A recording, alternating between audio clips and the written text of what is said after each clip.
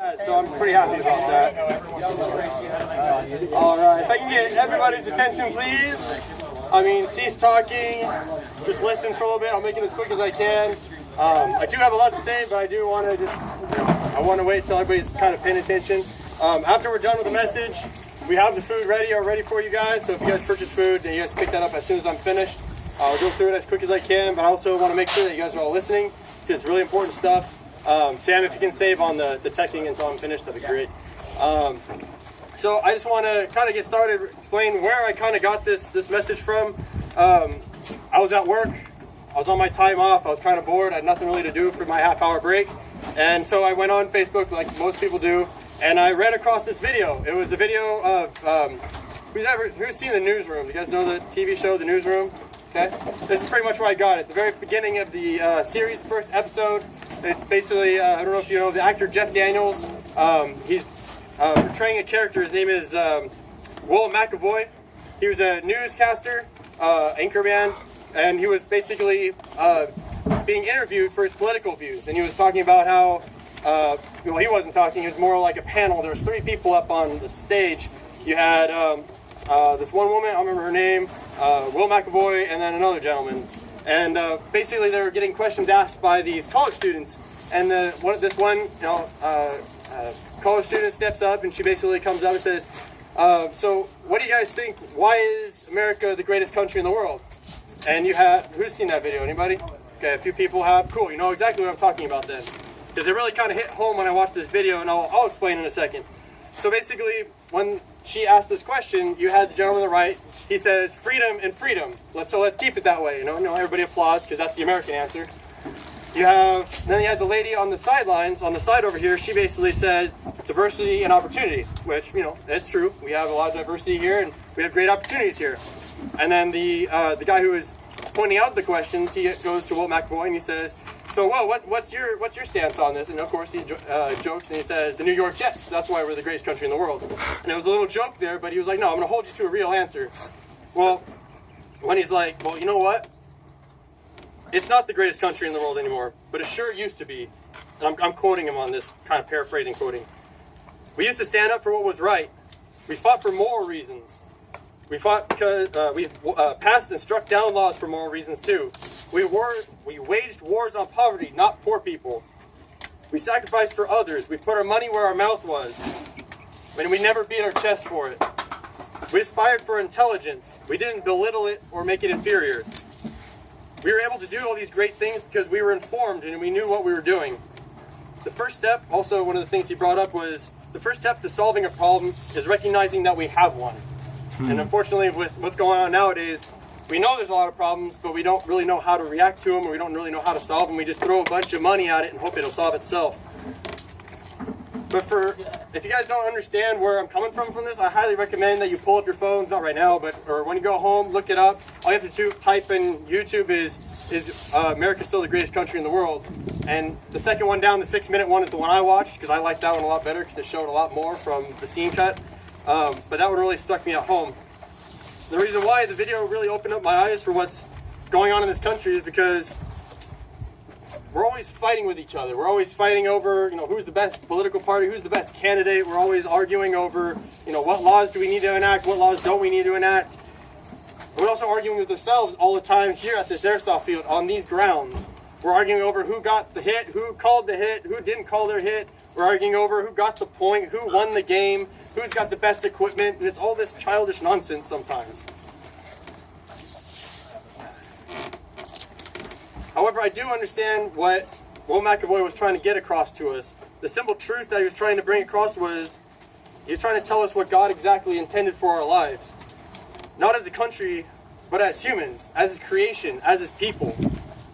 He never intended us to fight against ourselves. He never intended us to take the most simple 10 commandments that He could ever create for us and turn them into amendments and laws and bills and all these other accessories that we had to basically break down His 10 simple commandments. Who can follow 10 rules? That's like saying, just do your homework, wash your hair, eat breakfast, clean your room, whatever. It's just 10 simple rules.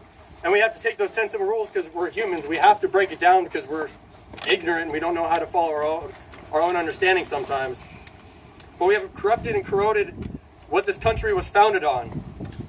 We have taken the phrase, "in God we trust," and turned into, "in us we trust, but in God we trust when crap hits the fan." When things get really difficult, we trust only in God, but when things are happy and easy, we think, "oh, we got this, God, you can put on the back burner, I got this." But God never intended us to do that. Sometimes we wonder, why do bad things happen in our world? It's because we faded so far away from God that God has to kind of let things happen and play the way we've allowed them to happen. So then he can kind of go, "see, this is why I need to help you guys. This is why he created us, so that way we would trust in him to take care of us." But we also wonder too, I'm just one person. How can I fix what's going on? There's a lot of garbage that's happening out in the world, a lot of shooting, a lot of killing, a lot of stabbing, a lot of hatred, a lot of junk. Just a lot of junk out there in this world. And we always go, I'm just a kid. I can't do anything about it. I can't be the next president. I can't be the next congressman right away. I can't, there's steps that we have to take to get there. I understand that. That's a real tough position to be in. But how do you change the world, right? How do you really change the world? Well, it's kind of hard to change the world, except for unless you can pass a law, which everybody hates. Then you change a lot of worlds because a lot of people are upset at you. Or you can change it for the better and, make life a little bit easier, a little bit smoother. But even then, it's never perfect. So how do we make the world a little bit better of a place? It starts with you. And it starts with you and the person next to you. But if you look around, there's always somebody next to you. If you look right next, there's someone on your right, there's someone on your left, someone behind you, possibly in front of you. There's people all around. How do you change their world? You can change the world, but you can change their world first. If you change their world, you've already changed the world because now you changed them from where they were to where they can be now. So one of the things too that kind of popped in my mind is that if someone's injured, right, they scrape their knee on the airsoft field, they hurt themselves at work, you can change their world by walking over, giving them a bandage, helping them out, fixing them up, and then getting back on their feet. Once you fix them, guess what? When they realize that felt better, now they can help someone else, they feel empowered, they'll do the same for somebody else. At least that's the theory. But unfortunately, nowadays, we don't help each other. We see someone in pain and kind of just go, "oh, they'll suck it up, someone else will help." Cool. So you laugh. You see somebody on the sidelines, their hood is up, they've got steam coming out the front, they got a flat tire, and we're like, "oh, someone else will help them, you're going to keep driving." Savage. You see a fire happen on the sidelines, you go, "oh, someone already called 911. 2 hours later, the fire's still going, and people are like, someone else already called 911. They'll be here in a bit. Don't think someone's already going to clean up the mess. Maybe God's giving you the opportunity to fix the mess yourself by doing a small act of kindness. All right? Also, too, I was thinking also, the body of Christ was meant to be the same way. We were meant to help each other. What I see a lot of, you have people arguing and fighting and discussing over who's got the better political party, who believes in the better candidate.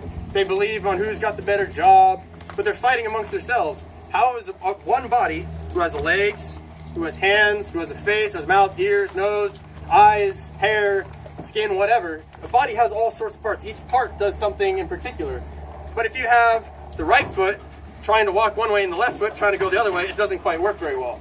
Or, worse yet, if the right foot's trying to go this way and the left foot's kicking itself, the right foot's kicking the left foot, you can't walk anymore. You can't help anybody because you're hindering yourself. Same thing with your hands. How can I help the person over here and the person over here if you're doing two separate things? Or, worse yet, you're trying to help somebody here, but you have your other arm stopping you. Your other arm's in your way because you're trying to help somebody while someone else is saying, someone else is going to do it for you. You have someone that's trying to help out and you have another person who's stopping the other person from helping out. So I'm really just going to stop lecturing really quick and I'll just kind of get straight to the point. I'm going to give you a simple directive, just a simple direction that we basically all should have followed from day one, me and myself included. Jesus said, love God and love others. He took those 10 commandments and made it even simpler to 2 rules. Love God and love others. If you don't think you can love God or love others, then you're basically just taking those 10 commandments and then basically throwing them away. If you can't love God or love others, you're basically taking all the laws basic in this world and just saying, I'll do whatever I want. But also, too, another way of looking at it is how you behave yourself around others. Do you encourage to inspire intelligence or excellence or strength? Or do you belittle people, you push and pull them around, and you basically just argue with them and just push them around and do whatever you want to do? If you think about it, if right now you're second guessing, I'm a bully. Oh shoot, I pushed this kid around. I yelled at this kid at the airsoft field today. I just got mad at this guy for not calling his hits. I just you know, I got mad at my coworker because he believed in this candidate, not this one, or he believed in this belief and not this belief. He didn't believe in my belief, so I'm mad at him now. You know, if you're doing that, maybe you should think about yourself and realize, is this really what God wanted me to do? Even if you don't believe in God, is this really the human being I want to be? You know, do I really want to be the person that rubs everybody the wrong way, gets everybody mad at you for no reason whatsoever, for real nothing of any value? So God, what I want to really bring out is God holds us to a higher standard whether you believe in Him or not. God created us to basically be good.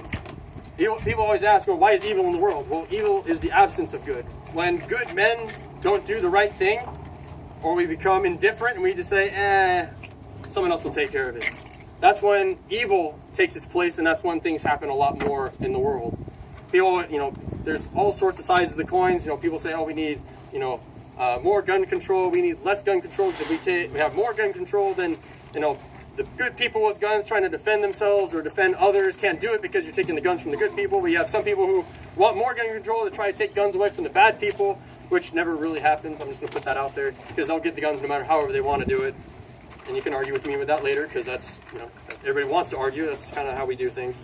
But if we call ourselves Christians, we're supposed to be the example of Christ. We're supposed to inspire good, inspire to be greater, aspire to be greater, so that way we can help others and give them the right guidance and course in their lives.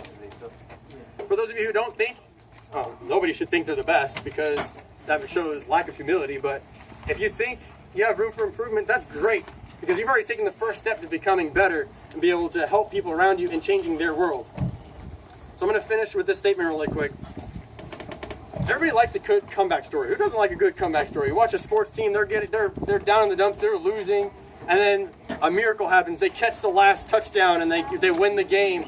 You know, they get that home run hit and they were able to run all the bases home and get a triple run. You know, everybody loves those stories, those comeback stories. Well, for all of us, it's really hard to be the comeback story because if you don't try, you can't come back from starting where you started nowhere. So let's become the comeback story. Let's become selfless and help others where they need to be helped. That's what Jesus did 2,000 plus years ago for us. He sacrificed his selfishness. He sacrificed any sin that he possibly could have committed as a human being. But since he was God, he was not. He did not. So he sacrificed whatever burdens was on him so that way we could die and go to heaven and be